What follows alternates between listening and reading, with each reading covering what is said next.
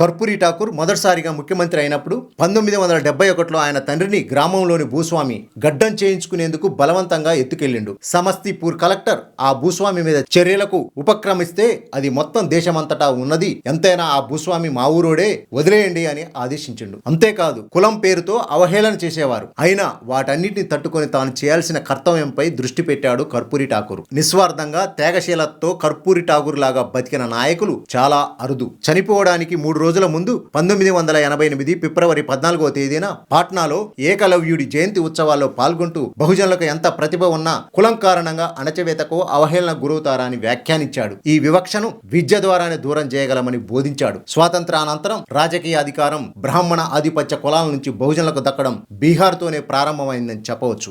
మహామాయా ప్రసాద్ మంత్రివర్గంలో 1967లో కర్పూరి ఠాకూర్ ఉప ముఖ్యమంత్రిగా ఆర్థిక విద్యాశాఖలు నిర్వహించిండు. ముఖ్యమంత్రి కన్నా ఎక్కువ పాపులర్ అయ్యిండు.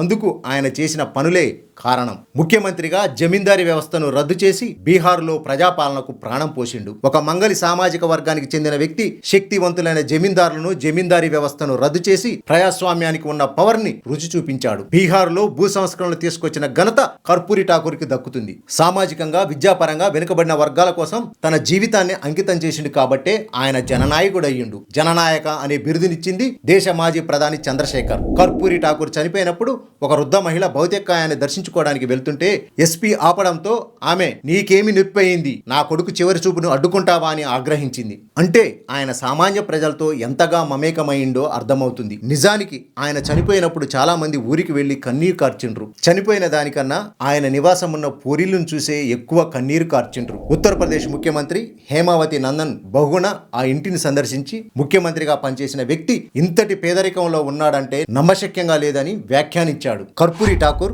2 సార్లు ముఖ్యమంత్రిగా చేసిన ఒక్క అవినీతి ఆరోపణ లేకుండా బతికిండు. తన సొంతానికి అధికారాన్ని, హోదాని ఎన్నడూ వాడుకొనలేదు. నిప్పులాగా బతికిండు. అందుకే ఆయన జనం గుండెల్లో నిలిచిండు. నిలవడమే కాదు, కర్పూరి ఠాకూర్ భవిష్యత్ బహుజన నేతలను తీర్చిదిద్దిండు. ఇందులో లాలూ ప్రసాద్ యాదవ్, నితీష్ కుమార్, శరద్ యాదవ్, రామ్ విలాస్ పాస్వాన్ లాంటి గొప్ప రాజకీయ నాయకులున్నారు. అందుకే భారత ప్రభుత్వం ఆయనకు 2024లో శత జయంతి సందర్భంగా భారతరత్నను ప్రకటించి తనను తాను గౌరవించుకున్నది. బహుజన ఉద్యమాలకు పునరుత్తేజం కలిగించిన ఆ మహనీయుడికి మా బీబీసీ రైజింగ్ ద్వారా ఇదే ఘనమైన నివాళి. మీ డాక్టర్ సాంబశివ గౌడ్, బీసీ ఉద్యమ వేదిక వ్యవస్థాపక అధ్యక్షులు.